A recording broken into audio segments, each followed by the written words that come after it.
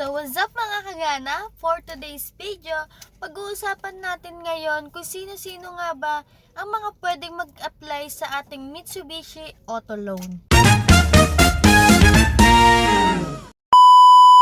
Yes. Kung ikaw ay 21 years old up to 65 years old, pwede ka pang mag-apply dito. Basta meron ka minimum income na 60,000 monthly. Oops! Hindi lang doon, dahil nakadepende yon sa unit na kukunin mo. Halimbawa, ang monthly amortization na kukunin mong unit is 17,000. 17,000 times 3, dapat yon ang monthly amortization mo. Dahil si bangko naman mga kagana is mitingin din sila sa iba nyong expenses kasi meron kayong nagbabayad kayo ng tubig, kuryente, pagkain, expenses nyo araw-araw. Kaya dapat times 3 or mas okay na times 4 ng monthly amortization nyo yung kinikita nyo sa isang buwan. Kung ikaw naman ay employed, pat regular ka sa trabaho mo, at least 2 years continuous employment contract.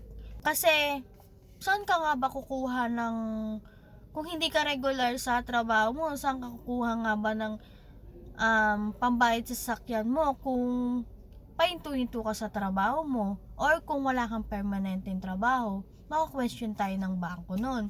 And kung ikaw naman ay business owner, dapat at least 3 years nang nagra-run ang iyong business. Ano-ano nga ba ang mga requirements? Kung ikaw naman ay locally employed, kailangan mo ng 2 valid IDs and then proof of billing like Meralco bill at water bill. Then, kailangan mo din ng latest 3 months payslip and then COE with compensation. Kung ikaw naman ay OFW, seaman at virtual assistant, kailangan mo ng 2 valid IDs, proof of billing like Meralco bill or water bill, at kailangan mo din ng employment contract, at kailangan mo rin makapag-provide ng 3 months proof of remittance. Then, maraming nagtatanong if ever na paano yun marirelease ba namin yun kapag na-approve kami, OFW kami, nandito kami sa ibang bansa? Yes, marirelease nyo po yun. Basta, ang gagawin natin is kung sino yung pinapadala nyo dito sa Pilipinas. Kunyari, ang pinapadala nyo dito sa Pilipinas is yung asawa nyo o yung anak nyo.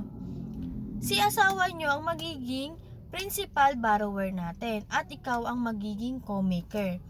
Bale, paano natin marirelease yun? Nasa ibang bansa ako. Kailangan ko pang pumirma dito sa dealership?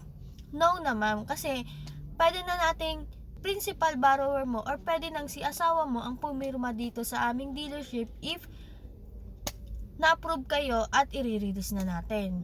And kapag OFW ka, hindi ka na ma-hassle kasi mismong ako or agent mo ang mag-aasikaso ng mga papeles nyo. Pwede na tayong online transaction. Yung mga requirements nyo, pwede nyo i-send via online, messenger, Viber, Telegram, kung saan man kayo komportable na makipag-chat sa inyong agent. Then, kami na mismo ang mag-aasikaso nun. Pupunta na lang kayo dito sa aming dealership para sa ating releasing day. Then, kung ikaw naman ay self-employed or business owner, kailangan mo ng 2 valid IDs, proof of billing like Meralco bill or water bill. And then, syempre, kailangan mo ng DTI.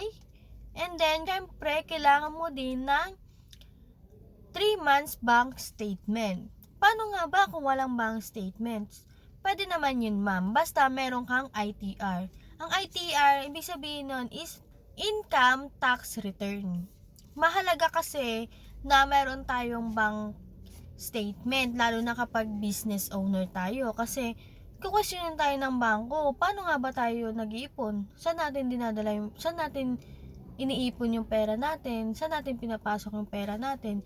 Kaya mahalaga na meron tayong mapakitang bank statement.